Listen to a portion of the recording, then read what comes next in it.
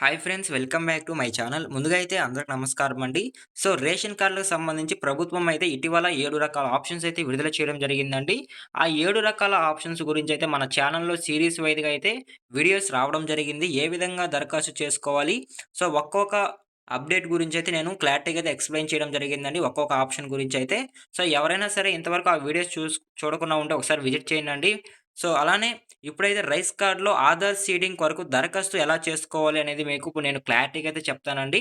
So అంతకంటే ముందు మన ఛానల్ ఎవరైనా ఫస్ట్ టైమ్ గనుక విజిట్ చేస్తుంటే ఛానల్ చూసి కంటెంట్ నచ్చినట్లయితే ప్లీజ్ సబ్స్క్రైబ్ చేసి మాకు సపోర్ట్ చేయండి. ఆంధ్రప్రదేశ్ నుంచి వచ్చే లేటెస్ట్ అప్డేట్స్ మీరు మిస్ అవ్వకుండా ఉండాలంటే మన ఛానల్ డైలీ ఫాలో చేయండి. సో ఇక లేట్ చేయకుండా అయితే ఈ ఆధార్ సీడింగ్ అనేది ఎలా చేసుకోవాలనేది ఇప్పుడు మీకు చెప్తానండి. సో ముందుగా చూసుకున్నట్లయితే ఈ ఫార్మ్ అనేది గ్రామ వార్డ్ సచివాలయంలో ఉండే ఫార్మ్ అండి. సో ఈ విధంగా ఫార్మ్ అనేది ఉంటుంది. సో ఈ ఫార్మ్‌ని మీరు ఎలా ఫిల్ చేయాలి అనే విషయానికి కనుక వచ్చినట్లయితే, ముందుగా కుటుంబ పెద్ద వివరాలు. సో ఎవరి పేరు మీద అయితే రేషన్ కార్డ్ ఉంటుందో, ఆ పెద్ద యొక్క వివరాలైతే ఇవ్వాల్సి ఉంటుంది. అలానే అభ్యర్థి పేరు, రేషన్ కార్డ్ యొక్క పెద్ద అయితే ఎవరైతే ఉంటారో, సో వాళ్ళ యొక్క పేరైతే ఇవ్వాల్సి ఉంటుంది. సో అలానే అభ్యర్థి యొక్క పేరు. సో ఎవరైతే తండ్రి, భర్త, కొడుకు, తల్లి సో వాళ్ళకి ఒక నామీన మీద అయితే ఒక పేరైతే ఇవ్వాల్సి ఉంటుందండి వాళ్ళలో అయితే.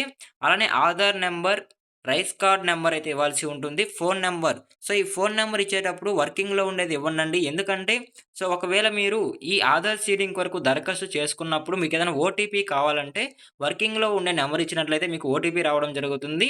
సో మీకు క్లారిటీగా అయితే అర్థమైందనుకుంటున్నాను. ఫ్యూచర్‌లో కూడా మీకు రేషన్ కార్డ్ నుంచి ఏమైనా సమస్యలు రాకుండా ఉండాలి అంటే మీరు వర్కింగ్‌లో ఉండే నంబర్ అయితే ఇవ్వండండి. అలానే లింగము. సో రేషన్ కార్డ్ ఎవరి పేరు మీద ఉందో వాళ్ళు స్త్రీనా లేదా పురుషులా అనేది ఇవ్వాల్సి ఉంటుంది. అభ్యర్థి చదువు. సో ఎంతవరకు చదువుకున్నారు అనేది ఇవ్వాల్సి ఉంటుంది.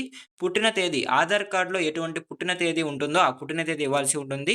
అలానే క్యాస్ట్ కులం అయితే ఇవ్వాల్సి ఉంటుందండి. ఎస్సీనా, ఎస్టీనా, బీసీనా. సో మీరు ఏ కేటగిరీకి చెంది ఉంటారో ఆ కేటగిరీ యొక్క కులం పేరనేది ఇవ్వాల్సి ఉంటుందండి. అలానే వార్షిక ఆదాయం. సో ఈ రేషన్ కార్డ్ పెద్దలో ఎవరైతే మెంబర్స్ ఉంటారో రేషన్ కార్డ్‌లో వాళ్ళ యొక్క మొత్తం ఆదాయం సంవత్సరానికి ఎంత సంపాదిస్తున్నారనేది కూడా ఇవ్వాల్సి ఉంటుందండి. అలానే వృత్తి ఎలాంటి వర్క్ చేస్తున్నారనేది ఇవ్వాల్సి ఉంటుంది. ఇప్పుడైతే చిరునామా అండి. సో ఇదైతే ఇప్పుడు రేషన్ కార్డ్ పెద్ద యొక్క వివరాలండి. ఇప్పుడు నేను ఇప్పుడు చెప్పినట్టువైతే. సో, అలానే ఇప్పుడు చిరునామా.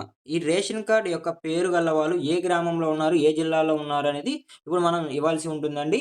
సో, ముందుగా చూసుకున్నట్లయితే జిల్లా, మండలం, గ్రామం, వీధి పేరు, customer number. So, customer number అంటే చాలా మందికి డౌట్ రావచ్చండి. ఏ కస్టమర్ నంబర్ ఇవ్వాలి అనైతే. సో, మీ గ్రామ వార్డ్ సచివాలయం యొక్క కస్టమర్ నంబర్ అయితే ఇవ్వాల్సి ఉంటుంది. అలానే పిన్ కోడ్. సో, మీరు ఏ విలేజ్‌కి సంబంధించి ఉంటున్నారో ఆ విలేజ్ యొక్క పిన్ కోడ్ ఇవ్వాల్సి ఉంటుంది. సో, మీకు క్లారిటీగా అయితే అర్థమైంది అని అనుకుంటున్నాను. సో, చిరునామా ఎలా ఫిల్ చేయాలనే విషయంపై. సో, ఇప్పుడైతే మీకు ఆధార్ కార్డ్‌లో ఏమైనా తప్పులు గనక ఉండినట్లయితే, సో, ఆధార్ కార్డ్ సీడింగ్ అనేది ఏ విధంగా చేసుకోవాలనేది ఇప్పుడు నేను క్లారిటీగా చెప్తానండి. సో, ఆధార్ కార్డ్‌లో మీ రేషన్ కార్డ్‌కి సంబంధించి డేట్ ఆఫ్ బర్త్ తప్పుందా? లేదా పుట్టిన తేదీ తప్పుందా? ఆధార్ నంబర్ తప్పుందనేది ఇప్పుడు మీరు ఎలా సెర్చ్ చేసుకోవాలనేది ఇప్పుడు నేను క్లారిటీగా చెప్తానండి. సో, సరి చేయవలసిన వ్యక్తి వివరాలు. సో, ఆధార్ సీడింగ్‌లో ఎవరైతే వివరాలు తప్పు ఉంటాయో ఆ వ్యక్తి యొక్క పేరు ఇవ్వాల్సి ఉంటుందండి ముందైతే. తర్వాత రైస్ కార్డ్ నంబర్ అయితే ఇవ్వాల్సి ఉంటుంది.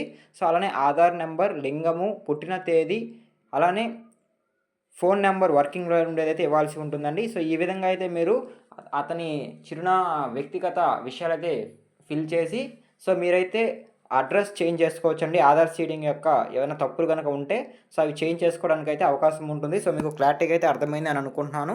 సో, అలానే ఇప్పుడైతే కుటుంబ పెద్దతో బంధుత్వం. సో, మీకు స్టార్టింగ్‌లో చెప్పినట్టు ఎవరైతే రేషన్ కార్డ్ పెద్ద ఉంటారో, సో, ఆ పెద్దకి ఇప్పుడు ఆధార్ సీడింగ్ చేసుకుంటున్నారు గదా! ఆ వ్యక్తికి యొక్క బంధుత్వం ఏమిటనేది ఇవ్వాల్సి ఉంటుందండి. సో, మీకు నేను క్లారిటీగా అయితే అర్థమైందనుకుంటున్నాను. సో, ఈ విధంగా ఫిల్ చేసి మీరు సచివాలయంలో ఇవ్వాల్సి ఉంటుందండి. ఈ విధంగా అయితే మీరు ఆధార్ సీడింగ్ అనేది మార్చుకోవచ్చు. అలానే ఇప్పుడైతే ఈ ఫార్మ్‌తో పాటు ఇంకా ఏమేమి ఇవ్వాల్సి ఉంటుందనేది ఇప్పుడు నేను క్లారిటీగా అయితే చెప్తానండి. సో, ముందుగా కుటుంబం పెద్ద యొక్క వివరాలు ఇచ్చినప్పుడు వాళ్ళ రేషన్ కార్డ్ జెరాక్సు, అలానే ఆధార్ కార్డ్ యొక్క జెరాక్స్ ఇవ్వాల్సి ఉంటుందండి. అలానే సరి చేయవలసిన వ్యక్తి యొక్క వివరాలు ఇచ్చినప్పుడు ఆడ ఎవరైతే వ్యక్తి పేరు ఇచ్చుంటారో, సో, ఆ వ్యక్తికి ఏమి ప్రాబ్లమ్ ఉందో ఆ జెరాక్స్ ఇవ్వాల్సి ఉంటుంది. ఇప్పుడు మీరు సరి చేసుకోవాల్సిన ఏమిటనేది సో, ఆ జెరాక్స్ ప్రింట్ చేసి అయితే ఇవ్వాల్సి ఉంటుందండి. సో, ఆధార్ కార్డ్ జెరాక్స్, అలానే రైస్ కార్డ్ జెరాక్సు ఈ ఫార్మ్‌తో పాటు ఫిల్ చేసి ఇవ్వాల్సి ఉంటుందండి. సో, మీకు క్లారిటీగా అయితే అర్థమైందని అనుకుంటున్నాను. సో, ఈ విధంగా అయితే ఈ ఫార్మ్‌ని ఫిల్ చేసి మీరు సచివాలయం సెక్రటరీ దగ్గర అయితే ఇవ్వాల్సి ఉంటుందండి. మీకు క్లారిటీగా అయితే అర్థమైందనుకుంటున్నాను. సో, ఈ రైస్ కార్డ్ అప్డేట్ ఎన్నవ తేదీ వరకు ఉంటుందనేది చాలా మందిలో డౌట్ ఉందండి. సో, ఇది జూన్ 7వ తేదీ వరకైతే సో, మీరు ఆధార్ కార్డ్ నుంచి వచ్చిన అప్డేట్స్ అనేవి చేయించుకోవచ్చండి. సో, జూన్ 7వ తేదీ వరకైతే ఈ అప్‌డేట్స్ అనేవి ఉంటుంది. సో, మీకు క్లారిటీగా అయితే అర్థమైందనుకుంటున్నాను. సో, అలానే చాలామంది కామెంట్ చేస్తున్నారండి. సో, ఇప్పుడు మ్యారేజ్ అయిన వాళ్ళు వేరే కార్డ్‌కి షిఫ్టింగ్ అవ్వాల్సి ఉంటే అమ్మాయి ఈకేవైసీ పూర్తి చేసుకోవాలి ఉండాలనైతే సో, ఈకేవైసీ అనేది కంపల్సరీ పూర్తయ్యి ఉండాలండి.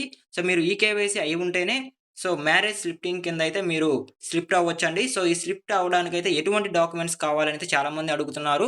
సో, మ్యారేజ్ సర్టిఫికేట్ అయితే కంపల్సరీ ఉండాలండి. సో, మ్యారేజ్ సర్టిఫికేట్ ఉంటేనే మీరు మ్యారేజ్ ఫిట్ ఆప్షన్‌కైతే ఎలిజిబిలిటీ అవుతారు.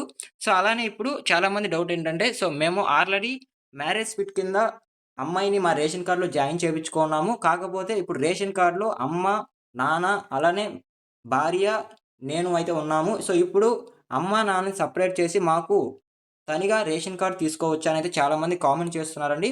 సో, అలా చేసుకోవచ్చండి మీరు. సో, ఇప్పుడైతే ఆ ఆప్షన్ అయితే ఉంది. మీరు సచివాలయంకెళ్ళైతే ఫార్మ్ ఫిల్ చేసి ఇచ్చినట్లయితే సో, అమ్మా, నాన్న ఒక రేషన్ కార్డు అలానే ఇప్పుడు మీరు పెళ్లైన భార్యాభర్తకి ఒక రేషన్ కార్డ్ అయితే రావడం జరుగుతుందండి. సో, ఈ విధంగా మీరు షిఫ్ట్ అయ్యే ఆప్షన్ అయితే ఉంటుందండి. సో, మీకు క్లారిటీగా అయితే అర్థమైందనుకుంటున్నాను. సో, ఇదేనండి ఈరోజు అప్డేట్ అయితే ఆధార్ సీడింగ్ ఎలా చేసుకోవాలనేది మీకు నేను ఇప్పుడు క్లారిటీగా అయితే చెప్పాను. సో, ఈ విధంగా అయితే మీరు ఆధార్ సీడింగ్ చేసుకొని సచివాలయంలో గనక ఇచ్చినట్లయితే వాళ్ళు త్వరలోనే సో, మీ ఆధార్ సీడింగ్‌ని సరిచేసి ఇస్తారు. సో, మీకు క్లారిటీగా అయితే అర్థమైందనుకుంటున్నానండి. ఇవాల్టి వీడియో అయితే ఇంతేనండి. సో, ఈ వీడియో మీకు నచ్చినట్లయితే ప్లీజ్ లైక్ చేసి మాకు సపోర్ట్ చేయండి. వీడియో చూస్తున్నారు గానీ లైక్ చేయట్లేదండి. సో, మీరు లైక్ చేయడం ద్వారా ఈ ఇన్ఫర్మేషన్ అనేది చాలా మందికి రికమెండ్ అవుతుంది. సో, ప్లీజ్ లైక్ చేయండి. సో, ఈ వీడియో ఎండ్ వరకు చూసినందుకు థాంక్ యూ ఫర్ వాచింగ్ అండి. మరొక ఇంట్రెస్టింగ్ వీడియోతో మీ ముందుకొస్తాను. అంతవరకు జై హింద్.